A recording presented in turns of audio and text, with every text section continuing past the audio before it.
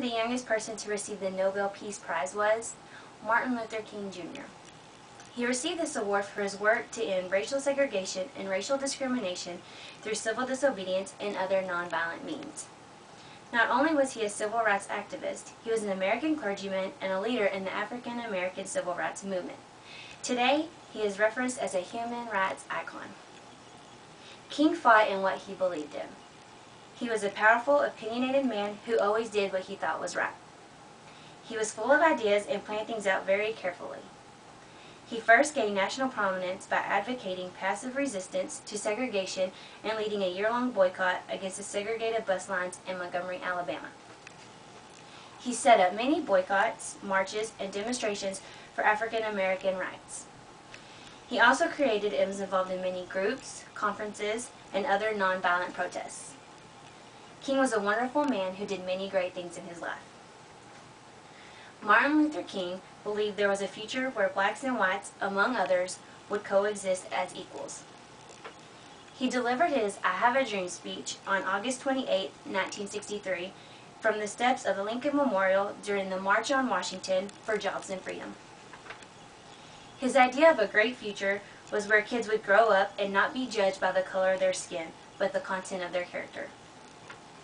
King knew that one day people would see past skin color and see what was on the inside rather than their appearance.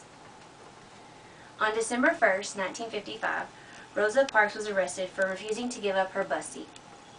The Montgomery bus boycott, planned and led by King, soon followed.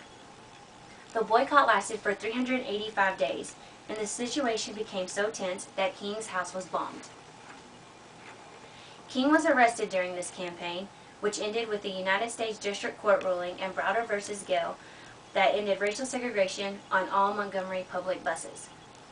King, knowing some crazy things might happen, he still stood strong in standing up for what he thought was right. Starting in 1976, King began to express doubts about the United States' role in the Vietnam War.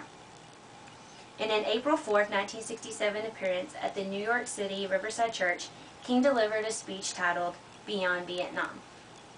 In the speech, he spoke strongly against the U.S. role in the war, insisting that the U.S. was in Vietnam to occupy its American colony, and calling the U.S. government the greatest purveyor of violence in the world today. He also argued that the country needed larger and broader moral changes, and he was opposed to the Vietnam War on the grounds that the war took money and resources that could have been spent on social welfare services like the war on poverty. King stated that North Vietnam did not begin to send in any large number of supplies or men until American forces had arrived in the tens of thousands. King also criticized the United States' resistance to the North Vietnam's land reforms. He accused the United States of having killed 1 million Vietnamese, most of them being children.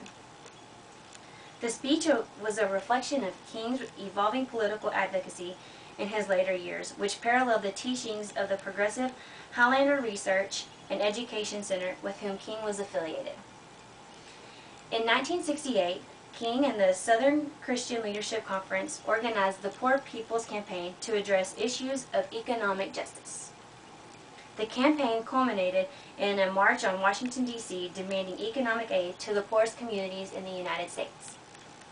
King traveled to the country to assemble a multiracial army of the poor that would march on Washington to engage in nonviolent civil disobedience at the Capitol until Congress created a Bill of Rights for poor Americans.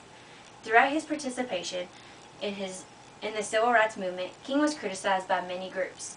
This included opposition by more militant blacks and such prominent critics as Nation of Islam's member Malcolm X.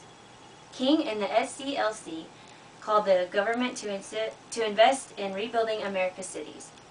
He felt that Congress had showed hostility to the poor by spending military funds with generosity. His vision was for change that was more revolutionary than mere reform. He cited systematic flaws of racism, poverty, and materialism, and argued that reconstruction of society itself is the real issue to be faced. Martin Luther King Jr. was shot and killed in Memphis, Tennessee while planning a multiracial march. James Earl Ray was convicted of the murder. King's wife, Coretta Scott King, carried on his civil rights work after his assassination. King died doing something he loved and truly believed in. He was always doing things for others, and he was never selfish. He accomplished many great things in his lifetime. If it weren't for Martin Luther King Jr., we probably would not be where we are today. We have made history this year by electing our first African American president, and that is exactly what Mr. King fought for his whole life. He wanted people to see past skin color, and ever since he fought against racial discrimination, people have exceeded his expectations.